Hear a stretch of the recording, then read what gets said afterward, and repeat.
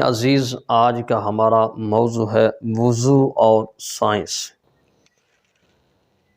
ایک صاحب بیان کرتے ہیں کہ میں ایک یونیورسٹی میں ایک طالب علم کو اسلام کی دعوت دی تو اس نے سوال کیا کہ وضو میں کیا کیا سائنسی حکمتیں ہیں۔ میں لاجواب ہو گیا، میرے پاس اتنا علم نہیں تھا سائنس کا۔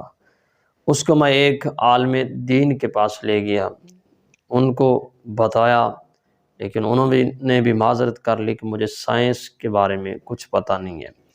یہاں تک کہ سائنسی معلومات رکھنے والے ایک ٹیچر کے پاس میں پہنچا تو انہوں نے اس طالب علم کو وضو کے بے شمار فائدے بتائے، خوبیاں بتائیں کہ اس میں یہ بھی ہے، یہ بھی ہے، یہ بھی اس میں حکمت ہے، مگر گردن کے مسح کی حکمت بتانے سے وہ بھی قاصر ہو گیا کہ گردن کا جو مسح کر رہے ہیں اس کی کیا حکمت ہے، اس سے کیا فائدے حاصل ہوتے ہیں۔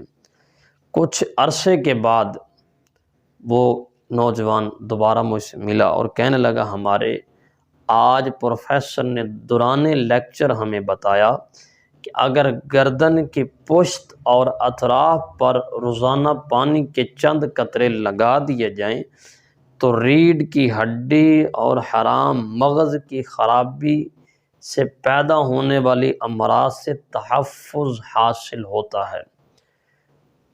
یہ سن کر وضو میں گردن کے مسح کی حکمت میرے سمجھ میں آ گئی کہ گردن کا مسح کیوں کیا جاتا ہے، کیونکہ انہوں نے بتایا کہ اگر چند قطرے جو ہیں گردن پر لگا دیے جائیں تو ریڑھ کی ہڈی اور حرام مغز کی خرابی سے پیدا ہونے والے جو امراض ہیں اس سے تحفظ ملتا ہے، یعنی اس سے انسان بچ جاتا ہے۔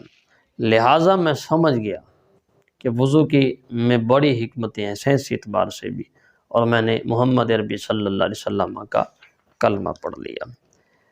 مغربی ممالک میں مایوسی یعنی ڈپریشن، پریشانی کا مرض ترقی پر ہے، دماغ فیل ہو رہے ہیں، پاگل خانوں کی تعداد میں اضافہ ہوتا چلا جا رہا ہے۔ نفسیاتی امراض کے ماہرین کہ یہاں مریضوں کا یعنی کہ تسلسل سے وہ بھی پریشان ہے، کتنے مریض جو ہمارے پاگل خانے میں جمع ہو رہے ہیں۔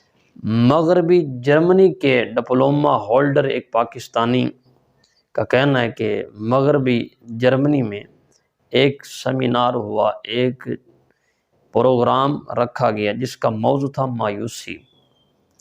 اس کا علاج کیا ہے، ادویات کے علاوہ اور کن کن طریقوں سے جو ہے اس سے چھٹکارا ممکن ہے کہ مایوسی ختم ہو جائے۔ ایک ڈاکٹر نے، جو ڈاکٹر تھا، اس نے اپنا مقالہ بیان کیا لوگوں کے سامنے۔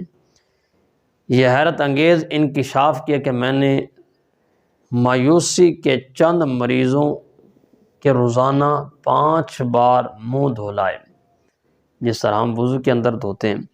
کچھ عرصے کے بعد ان کی بیماری میں مجھے بہت کمی محسوس ہوئی، کم ہوتی جا رہی ہے۔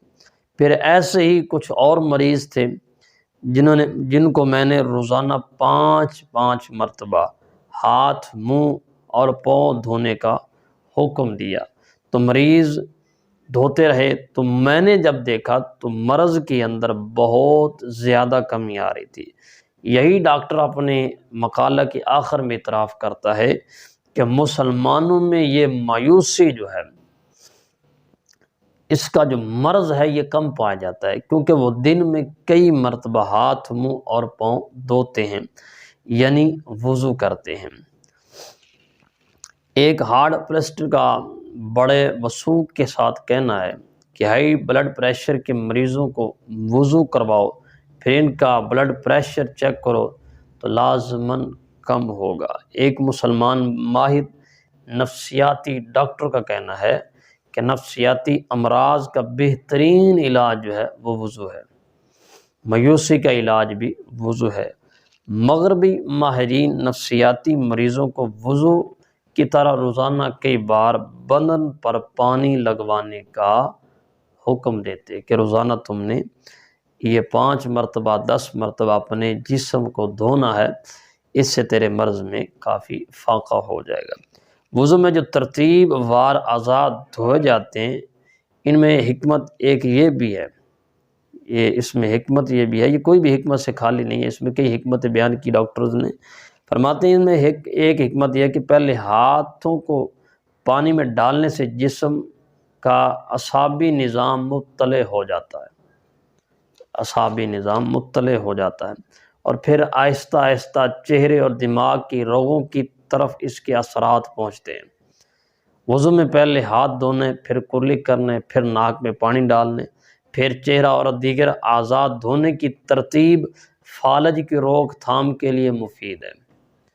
جس طرح ترتیب کے ساتھ ہم وضو کرتے ہیں، اور وضو میں پہلے ہم ہاتھ دھوتے ہیں، پھر کلی کرتے ہیں، پھر ناک کے اندر پانی ڈالتے ہیں، اور پھر 3 بار جو ہے اب ہم اپنا چہرہ دھوتے ہیں، پھر ہاتھ، پھر مسا، پھر اس کے بعد پاؤں دھوتے ہیں، تو ڈاکٹرز کا کہنا ہے کہ یہ فالج کی روک تھام میں مفید علاج ہے۔ اگر چہرہ دھونے اور مسح کرنے سے آغاز کیا جائے تو بدن کئی بیماری میں مبتلا ہو سکتا ہے، لہٰذا جو ترتیب حنفی اعتبار سے ہے اسی ترتیب کو قائم رکھنا چاہیے۔ اللہ تعالی ہمیں عمل کی توفیق نصیب فرمائے۔ وما توفیقی الا باللہ۔